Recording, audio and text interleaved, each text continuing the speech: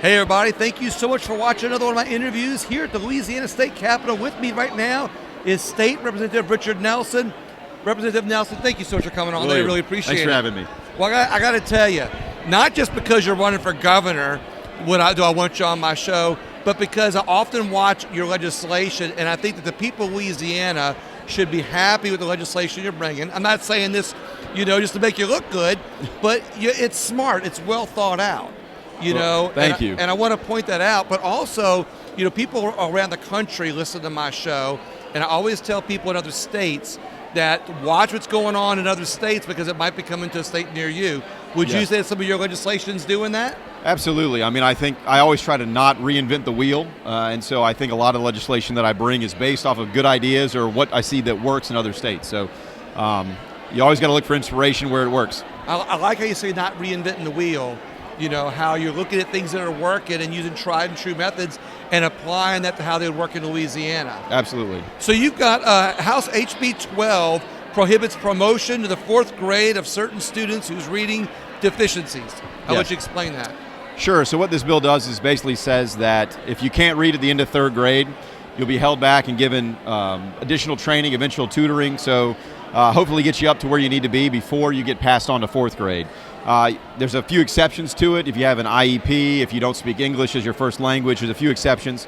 But other than that, it's really to just make sure that before kids are moving up, that they actually have that minimum level of reading ability that they're going to need when they go from basically you're learning to read up until 3rd grade, and after that you're reading to learn. So we really do a disservice to our kids to pass them up before they can read because they just get left behind.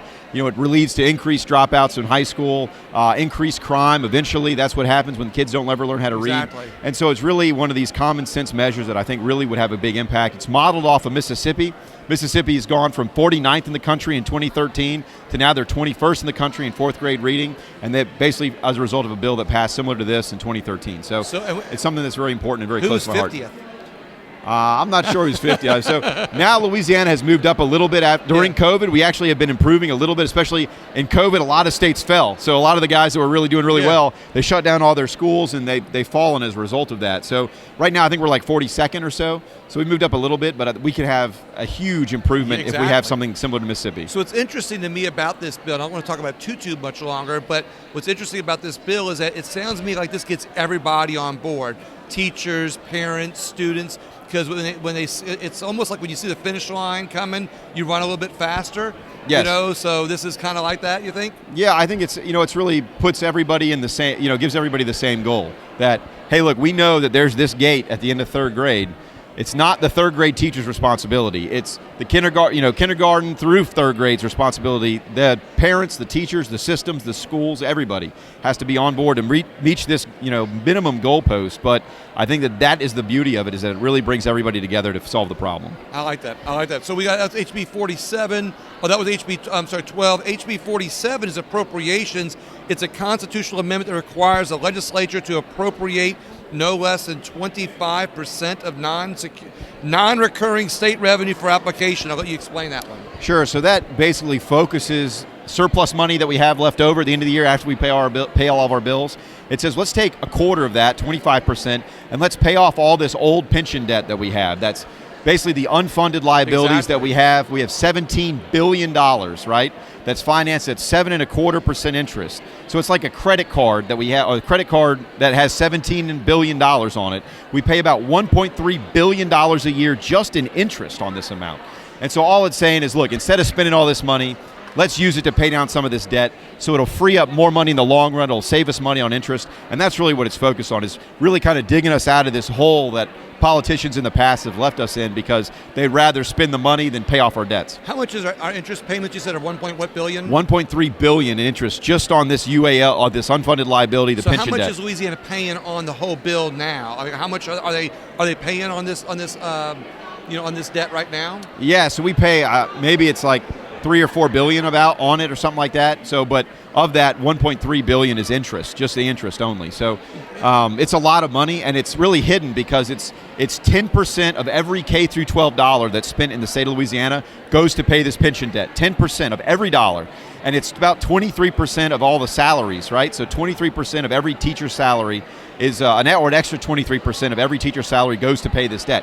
It's a huge burden that's kind of hidden in the, in the wash because of how it's calculated, but it's a lot of money that we spend on this. You made me think of something I said on my show last night, which is I think that the national debt is a way for politicians to be able to get things done without having to raise taxes. And they could go around and boast and say, well, I didn't raise taxes. Meanwhile, our national debt's going up, which is going to cause inflation later and more problems later. Is that something similar to what's happening here, what you're talking about? It is. So, I mean, debt. A way to hide it. It's a debt so that you're kicking the can down the road, so that your kids will have to pay for it, your grandkids will have to pay for it, so you can have the benefits today. That's really what it is. And so this amendment, what it would do is make us have to be fiscally responsible and pay down that debt instead of spending it on whatever else we want to. Is it getting through the process right now?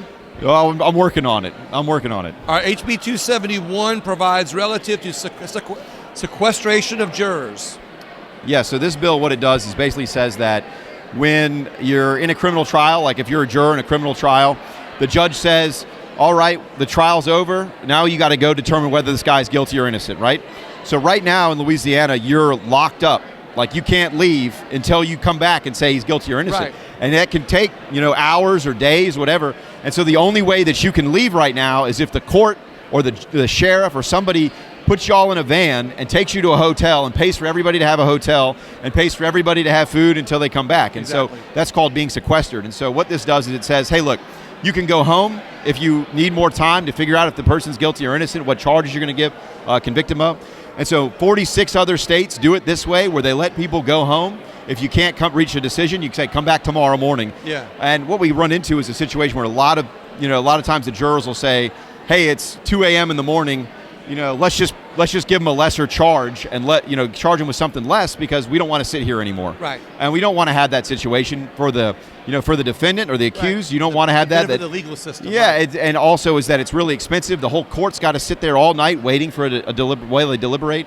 And then it also is just, it's a miscarriage of justice because you don't make the best decisions at 6 a.m. the next morning after you've been there all night. Exactly. So it's really just a common sense measure. It's already been through the process, already passed the Senate, so now it's on the governor's desk. And so this requires sequestration in a way that the court... It allows the judge to forego sequestration, gotcha. Right? So it lets them just say, hey, go home, come back tomorrow. That's what it is. Gotcha. We'll figure it out tomorrow. We got HB 326, requires foundational numeracy skills standards as a component of teacher education programs. So this says that when we're training new teachers, that we're going to basically require them to get instruction on teaching arithmetic, teaching basic math.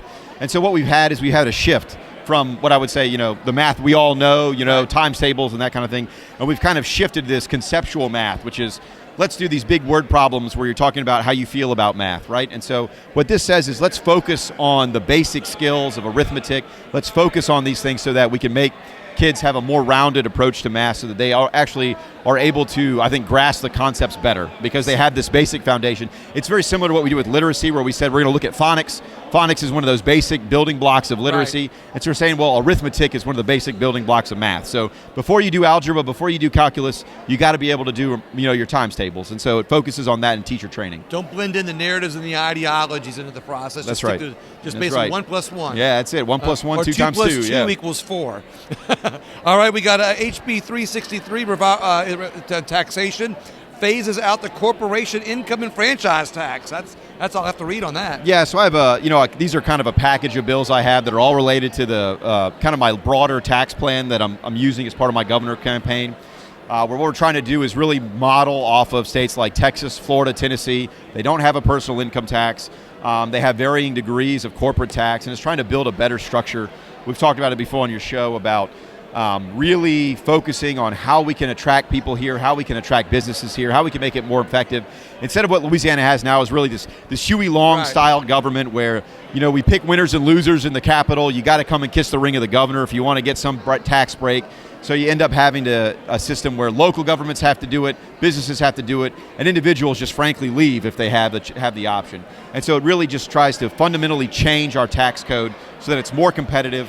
You get rid of the personal income tax so people will stay here, so people will grow businesses here, and that's really what the goal is. Sometimes I get questions in my head while they're talking. Some people might say, are you running these bills, this package of bills, just because you're running for governor? Or if you weren't running for governor, would you still be running these bills? So almost all those bills, at least in the part of that tax package, I ran them in 2021 before I was running for governor. Okay. This is how you move Louisiana forward. So you're running them because you believe in them. You hear me all the time. If Louisiana were just average, we'd all live 4 years longer and get a 33% raise. This is how you get there. You really have to fundamentally change the structure of government. You really have to change fundamentally how we tax and how we raise money.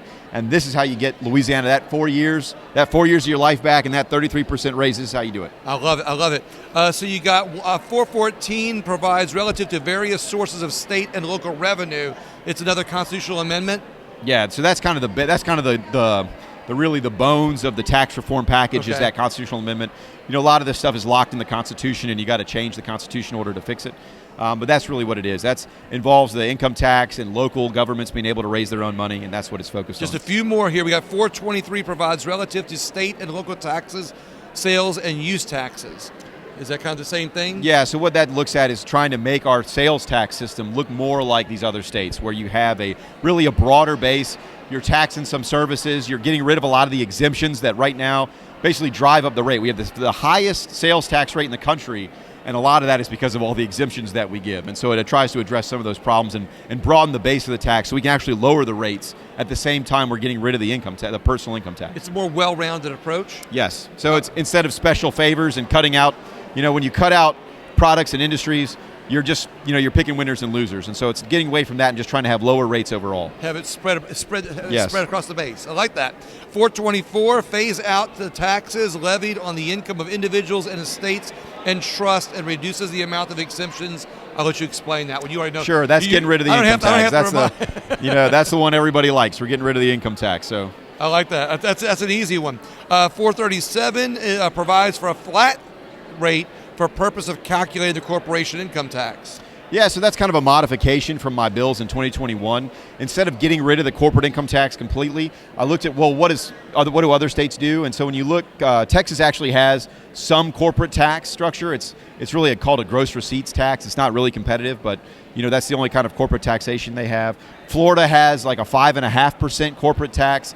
Tennessee has something similar. So what I tried to do is say, what is ours again? Ours is 7.5. Okay. And so what I'm looking at doing in that bill is actually reducing our 7.5% rate down to 5% by phasing out some of these credits. And so looking at getting rid of some of these credits, lowering the rate so it's actually more competitive than some of our neighbors, so we can hopefully attract more businesses here. I like this, but you have a lower rate, just a broader base. That's the idea. I love this. The last bill you have before I ask my final three questions is you got 631 provides with the respect to the sourcing of sales for purposes of calculating Louisiana's income. So this is kind of an independent bill. It's not part of the regular package. What it is it says, hey, look, let's try to be competitive where we're taxing people. So right now, if a company's in Louisiana, we're one of a few states that tax the sales they make outside of Louisiana that really they have no connection with, and otherwise they would essentially have a tax. They'd be tax-free on that income, right? So Louisiana says, no, we're going to go after that income, and we're going to tax you on it because nobody else is taxing you on it. Right. And so it's not really competitive. Most other states don't do that, and so it's a reason for companies not to locate here, or if they're here, to leave. Or to just restructure their operations so they don't do as much, especially like manufacturers. Yeah. They don't produce as much in Louisiana because they would rather do it in another state that gives them more favorable treatment. So it's really a way to make Louisiana more competitive. And actually, in the end, the study showed it even collects more revenue to get rid of this rule and to have a more competitive structure. And I'm making an analogy. Would that be like rich people who live in a state or in America, but they put their money in an offshore account to keep it from getting taxed? Is that kind of the equivalent? It's more like, if you're selling products outside of Louisiana, Right. like most other states say, well, if you sell it outside of Louisiana, we're only going to really tax you on what you sell in Louisiana, the money you make in Louisiana, Right. because we don't want to discourage you from selling things everywhere else, right? gotcha. And so Louisiana says, no, we're going to chase you down wherever you go. And the Hunt problem you is down a June bug. exactly. In most states, you don't do that, and so there's a reason for companies either not to locate operations here, or for companies that are structuring their operations not to put much here because they're trying to avoid that. Basically that we're going to hunt you down and tax you, and it makes it more competitive. And in reality, what you have is more states or more companies just not locate here to avoid that. And that's what we don't want. You don't want companies leaving Louisiana because of this really kind of obscure rule that Exactly. we're really only one. It's called the throw-out rule. We're really only one of 2 states that actually has it. And it's kind of unique to Louisiana almost. And so it's something that corporations just don't want to deal with, so they go somewhere else. And what I like about this, and I started to delve further into this one, is a business that would leave Louisiana because they don't like this law might stay here, buy property, pay income taxes, hire people in the state, create jobs. So it's a better way to keep people here that are be the job generators. It is, and it's much better than what we do. Is like normally we say we're going to give handouts, right? We're going to hand out all this money and credits and all these other things, and we're going to pay people to come here. Instead, it says, no, we're not going to pay you to come here, but we're going to give you an attractive tax environment so that you will be able to outcompete your competitors. So all of this stuff is being debated on the House floor. I see all this stuff getting debated all the time. But then again, I think that on the House floor, they would debate a chicken sandwich if they had the opportunity to. Would you recommend the chicken sandwich be the state sandwich, or would the state sandwich be something else? Well, we have a state nut now. I would say probably like I prefer oyster po' boy. I would say the fried oyster po' boy. Somebody else said my state sandwich. That would probably be it. Yeah, and then also I notice there's a lot of people that don't look like they look on their legislative site. Would you support legislation in Louisiana that would force we got to update their pictures? To update their pictures. Yeah, no, there you go. I think it would be easier for the public to find people for sure. I mean, I think I kind of look still like my legislative picture, but it's only 4 years old, so that makes a difference. Final question: any favorite legislation? Is any bill your favorite right now? Definitely my 3rd grade reading bill. I think that's just, it's really a game changer for Louisiana. We have such a literacy problem. Almost half of our 3rd graders can't read on grade level. And I think this is really one of those things that could be a foundational shift in our state as far as making sure that everybody reads and everybody has opportunity to learn and to grow. I think that it would really change the outcomes in Louisiana significantly. Representative Nelson, I really appreciate it. Thank you so much Thanks, for your William. time. Appreciate it.